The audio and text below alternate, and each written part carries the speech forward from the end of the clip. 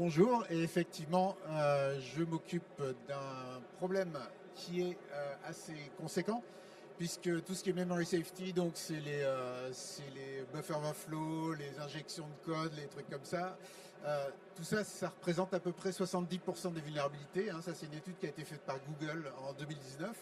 Donc on s'est dit, bon, bah, c'est un petit peu ancien comme étude, maintenant il y a eu pas mal de nouveautés. On a refait l'étude sur les nouvelles vulnérabilités, on retrouve la même proportion. Donc, c'est un problème qu'on a depuis au moins 20 ans, mais en fait, on a retrouvé un rapport de l'US Air Force d'il y a 50 ans, et on avait déjà le problème. Et ils ont dit, il va falloir faire quelque chose. Et bah voilà, on est toujours là. Et depuis 50 ans, on a fait des tas de choses, hein. On a rajouté des couches pour essayer de protéger les systèmes. Mais malheureusement, ça n'a pas marché puisqu'on a toujours le problème. Donc à chaque fois, ces couches étaient contournées par les attaquants et on s'est retrouvé avec des systèmes qui étaient vulnérables. Donc en fait, toutes ces méthodes n'ont pas marché. Il fallait trouver autre chose. Et l'idée de Cherry, c'est réellement de résoudre ce problème différemment. C'est d'avoir une approche complètement différente. Et c'est ce qu'on appelle du security by design, hein. C'est vraiment une approche qui va permettre de résoudre le problème et pas de patcher le problème. Alors, Cherry, ça veut dire Capability Hardware Enhanced Risk Instructions. Bon, bah, c'est un truc un petit peu, bon, ça a été inventé par des universitaires, donc il ne faut pas essayer de décoder.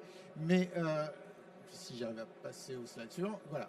Mais le concept, en fait, c'est que Cherry, c'est une techno ouverte qui va s'intégrer dans le hardware pour protéger le software. Et ça y est, j'ai passé 2 slides. Voilà. Et donc l'intérêt, c'est que c'est le hardware qui va faire le boulot de protection et le soft. Bon, après, ça évite pas de faire des efforts pour écrire du bon soft, mais le hardware Cherry va protéger le soft contre toutes les attaques mémoire, puisqu'elles vont devenir impossibles. Va le protéger en disant attention, il y a une attaque mémoire, et il va s'arrêter. Donc après l'arrêt, il va falloir gérer l'exception, gérer ce qui va se passer, mais au moins on va détecter l'attaque, détecter la vulnérabilité, et on ne va pas avoir un système qui va se laisser pénétrer. Donc c'est une technologie qui est préventive, hein. C'est vraiment pas réactif comme toutes les technos qu'on vous propose d'habitude. Et c'est intégré dans le processeur, donc réellement au plus bas niveau possible dans le système. Alors, c'est une techno qui a 15 ans maintenant, enfin l'origine de la techno c'est il y a 15 ans. Ça a été initié par un projet de la DARPA aux États-Unis. Ça a été développé par en grande partie l'université de Cambridge, mais aussi SRI aux États-Unis, qui a un gros labo de recherche. Et il y a plein d'autres universitaires, labos de recherche qui se sont intéressés à la techno, qui ont rajouté des morceaux. Donc ça fait 15 ans qu'ils travaillent tous dessus, qui ont fait maturer un petit peu la technologie. Et maintenant, il est temps de la mettre dans les produits. Et c'est une technologie, donc, comme je disais, qui est ouverte, hein, gratuite, mais il faut l'intégrer dans les produits. Et donc, je répète un petit peu, hein, c'est hardware. Et l'intérêt à l'heure de Cherry, c'est d'avoir une protection très fine de la mémoire. Et il y a des technos qui ont été développés avant avec des gros blocs. Par exemple, chez ARM, ils avaient développé une techno où on a 2 zones, une zone secure, une zone non secure. Bon, c'est bien, mais 2 zones, ça va pas être très efficace parce que si vous avez une clé qui fait, 5 octets, allez, 48 octets, cette clé, elle va être mélangée à tout ce qui doit être secure. Donc ça va être mélangé à l'identité de l'utilisateur, l'identité du réseau, avec des données personnelles, avec des tas de choses. On veut vraiment segmenter. Donc c'est vraiment intéressant d'avoir ce concept fine-grained. Et l'autre concept, c'est vraiment de la compartimentalisation où on va séparer les choses. Et donc si un process soft a accès à une partie de la mémoire, il ne va pas pouvoir accéder à une autre partie qui ne lui est pas dédiée. Donc ça, c'est vraiment le principe de privilège le plus bas qui va être appliqué à tout le système. Alors comment on fait ça? En fait, le gros problème à la base, c'est les pointeurs. Et donc l'idée de Cherry, c'est on va se débarrasser des pointeurs. les pointeurs, ça va plus être un moyen d'accéder à la mémoire. Et parce que on a un pointeur qui va pointer au bon endroit, mais on rajoute un offset, et l'offset, ça va typiquement déborder, ça va aller ailleurs, etc. Donc l'idée de Cherry, c'est d'éliminer les pointeurs et de remplacer ça par ce qu'ils appellent des capabilities, qui sont un petit peu, vous pouvez voir ça comme un pointeur smart, qui va contenir l'adresse, mais aussi les limites du buffer et les droits d'accès sur ce buffer. Et chaque capability va être donné à un process. Et le process ne va pouvoir accéder à la mémoire qu'avec la capability qu'il a reçue et ne va pas pouvoir déborder de cette capability. Et c'est intéressant, c'est un petit peu comme une petite boîte avec une clé en fait. Et ces capabilities ne peuvent pas être créées par le software. Avec les pointeurs, on prend un entier, pouf, tout d'un coup ça devient une adresse. Pas possible avec Cherry. Les capabilities ne peuvent pas être créées par le soft, elles doivent être créées par des instructions particulières dans le processeur. Et donc, c'est vraiment le principe de l'intentionnalité. À chaque fois que le programmeur décide ça doit être une adresse, ça sera décrit comme une capability.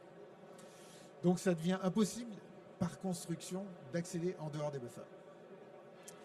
Le principe de compartimentalisation, c'est un petit peu le même en fait, c'est qu'on a ces clés, ces petites capabilities qui sont affectées à chaque process. Et on peut descendre très très finement dans la granularité. Donc c'est pas forcément une capability qui va couvrir toute la zone mémoire gérée par une librairie, ça peut être chaque process de la librairie qui va avoir sa petite capability. Ou bien on va avoir une capability pour stocker les clés, une autre pour stocker les adresses réseau, une autre pour etc., etc. Donc c'est vraiment une compartimentalisation hardware qui va permettre de protéger tout le soft. Et ça, les hackers en général, ils n'aiment pas trop parce que ça leur empêche de faire des mouvements latéraux quand ils sont rentrés quelque part. Donc si jamais ils arrivent à polluer une librairie, ils n'arriveront pas à sortir de l'endroit où ils se trouvent. Ils seront cantonnés à leur buffer. Donc ça, c'est vraiment une techno qui est très intéressante. Alors c'est du hardware, donc ça doit être intégré dans le hardware, et ça, a un coût au niveau du hardware. Le coût, c'est surtout en fait le fait qu'il faut redévelopper du nouveau hardware. Ça, c'est un coût réel. Mais on a l'habitude d'avoir des produits qui ont plusieurs générations, hein, donc une génération de produits remplace l'autre, etc. Donc au cours de ce remplacement, il est tout à fait possible d'avoir une intégration de cette technologie en plus dans les nouveaux produits. Donc ça va se faire naturellement si les gens sont au courant et intègrent la technologie.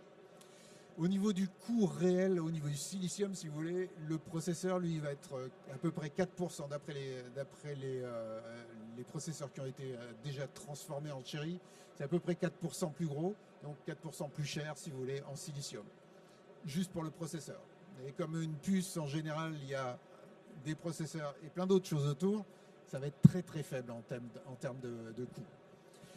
Au niveau de la consommation, de la performance, on est à peu près équivalent, voire même on peut avoir une meilleure performance puisqu'on peut se débarrasser des solutions soft qui avaient été ajoutées pour protéger le système contre les attaques. Donc ça, c'est intéressant et justement, on est en train de travailler là-dessus. Et évidemment, au niveau de la sécurité, on a une sécurité qui est bien meilleure. Alors l'idée maintenant, c'est de stimuler l'industrie pour qu'elle adopte cette techno. Donc on a fait la recherche, il y a des gens qui commencent à concevoir des processeurs, il y a des boîtes qui font des chips avec, il y en a qui portent du software. Alors le software, il n'y a pas besoin de le réécrire, mais par contre il faut le recompiler et il faut corriger les problèmes. On en trouve pas mal, rien qu'en recompilant. Et après, il faut optimiser si on veut améliorer les performances. Et donc, il y a cet effort qui a été commencé, mais il faut l'accélérer. Et donc, c'est toute l'idée derrière l'Alliance que je représente, qui est une association qui est non-profit, hein, donc c'est comme une association française, si vous voulez. Allez, voilà. Qui est indépendante. Et notre mission, c'est réellement d'accélérer l'adoption de Cherry. Donc je rappelle, Cherry, c'est une techno qui est gratuite, hein, donc il n'y a pas de souci pour l'adopter. C'est juste qu'il faut connaître et il faut savoir l'intégrer. Et donc nous, on aide avec tout ça. Et on met ensemble l'industrie, la recherche, les gouvernements, les régulateurs et les communautés qui travaillent sur l'open source, etc. Et on est supporté par le gouvernement anglais parce que Cambridge, c'est un petit peu une fierté anglaise. Mais en fait, voilà, les membres actuels de l'Alliance, donc il y a des petites boîtes de 2 personnes, il y a des petites boîtes un petit peu plus grosses comme Google ou British Telecom, ou, bon, voilà. Et on a des universitaires, on a des Français. Donc ça commence à venir. Effectivement, au début, c'était très poussé en Angleterre, donc il y a beaucoup de boîtes anglaises, mais on est en train de se développer un peu partout dans le monde parce que réellement, la high-tech, c'est pas une industrie locale, c'est vraiment quelque chose qui est mondial. Donc voilà les membres qui font partie de l'Alliance pour l'instant, mais effectivement, on cherche à se développer au maximum pour faire connaître ensemble. Hein, la structure en elle-même de l'Alliance, on n'a même pas d'employés, hein, c'est vraiment des volontaires. Mais l'idée, voilà, c'est de faire travailler tout le monde ensemble pour faire accélérer cette adoption.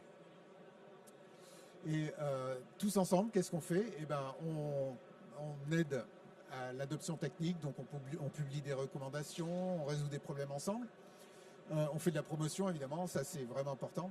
Et on soutient la communauté. Donc tout ce qui est portage de code open source ou des choses comme ça.